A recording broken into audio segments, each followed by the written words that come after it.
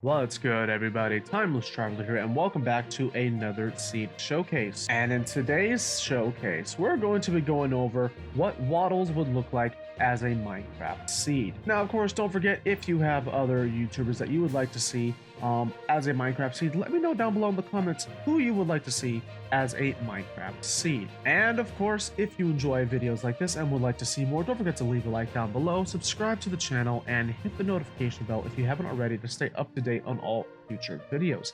Now, without any further ado, let's go ahead and take a look at wattles as a Minecraft seed. So we have a few goodies right off of spawn. So here we go. You're going to start off right around here, and of course I have coordinates down below in the description. You got yourself a nice plains biome, you got yourself the extreme hills, go emerald hunting, you got your trees, your wood variants, you got a few different, you got the dark oak, you got the regular oak, you've got the, where'd it go? The birch. So you got a good, and spruce. So you got a good starting point. Almost all the woods right from the start. You've got yourself over here, there's just a zombie village, so we can go ahead and cure that if you want. But the main part of this is a really nice thing. It's always good to spawn in a village, and this village does have a blacksmith. So right when you spawn right over there, you could just run over here and grab some nice early game loot. Then we have ourselves swamp over here. So you also, right at the beginning of the game, you have access to your slimes when the moon is out. Another great thing about being over here in the swamp biome is that while the village is partially on there, we happen to have some of the villagers using the swamp texture. It is a very rare texture to use because, well, villagers don't naturally, typically, they don't naturally generate in the swamp. So instead of having to move villagers into a swamp if you want their texture, a couple of them already have a head start. And then here is the zombie village that we mentioned earlier, just a few hundred blocks north, right from spawn. You see there's our portal right over there near my crosshairs. We just travel over here. When you want to cure a zombie village, you will have it right here. Just make sure they're safe from the sun. And still focusing on spawn convenience and having things close by. So let's list it off. We have our wood variants scattered around here. We got our mountains for stone and emerald. We got our village with the blacksmith, and we have our zombie village. And then we have this nice slime or swamp area. Now, if we go under here, now I cleared this out with some commands, but if we take a look down underneath, this is the same swamp right near spawn. We have a triple spawner. We've got 2 skeletons and 1 zombie. Now, we are able to keep all 3 of them active. As you can see, we got this one lit up, and this one lit up. So after you gather yourself a bit of resource and come down here, clear out the area, you'll be able to create yourself a decent early game XP farm, as well as access to your bones, arrows, and the occasional bits of iron. And then after you get yourself a little bit of resource, you can just head on over southeast of the spawn. You'll get yourself into a nice, lovely flower field. And if we drop down from this location, you'll find yourself in a bit of a mine shaft, and you'll get access to your minecart chests and, of course, your other bits of gold. Get your cave spider spawn. Now, I cleared this out with a bunch of commands just to kind of see how big this thing would go. And as you can see, we actually have a large space that this will cover. You got your even more loot. Keep exploring. You'll come across more chests and more resources from there. Now, I thought I would try something a little different with the Stronghold. So, of course, check in the description. I've got a few bonus things that I won't show, but I will show this one. And so what we have here, we have ourselves a nice plains village. Go ahead and take a look at the coordinates to mark where this village is. We have ourselves a blacksmith over there, and right underneath, I cleared this out with commands. I wanted to try something a little different here. Here is the full stronghold. Now, what was interesting about this stronghold, there's 2 things that really got my interest. So we have a mine shaft that is pretty much cleared out because I removed all of the stone. So the mine shaft, as you can see, goes out pretty far. It's right underneath the stronghold. Now, another great thing about this stronghold, take a look at the coordinates here. The stronghold here has a few dungeons.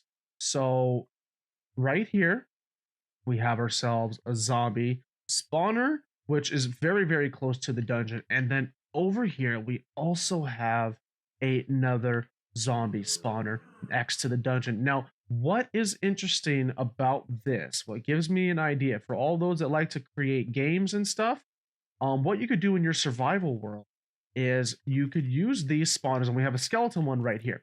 You could use these spawners and gather up some mobs and put them into the dungeons for some sort of dungeon game or whatever. Just an idea. I think that would be a really cool thing to do that you can do with this map. And then we have ourselves, of course, portal. And of course, I have the coordinates marked down below if you just want access to the portal.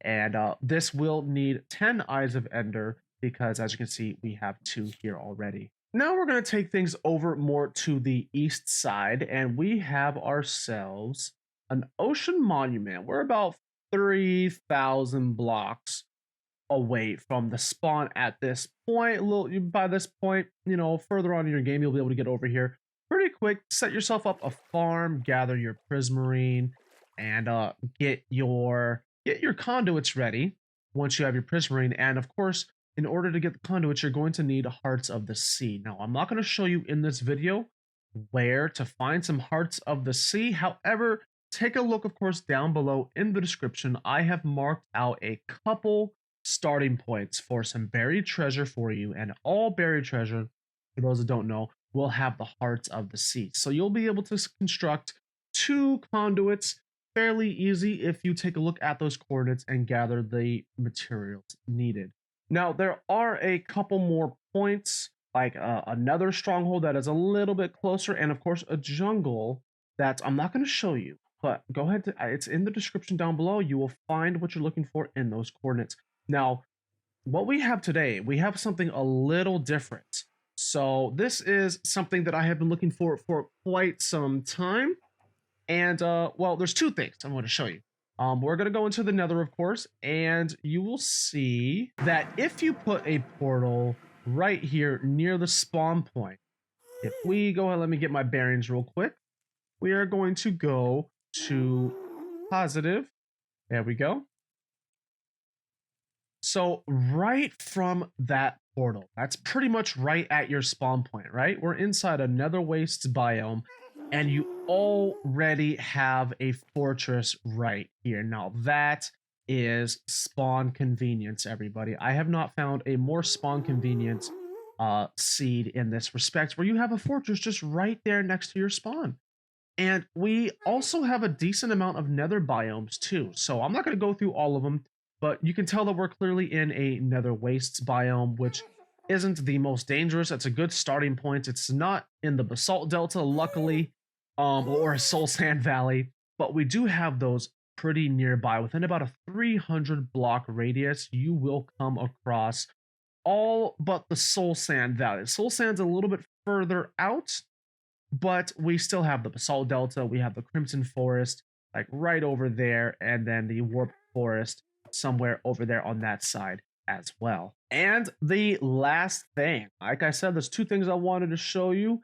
This is very, very convenient, and this is finally the first time that I have had this happen since I've been doing seed showcases, so I figured I need to show all of you.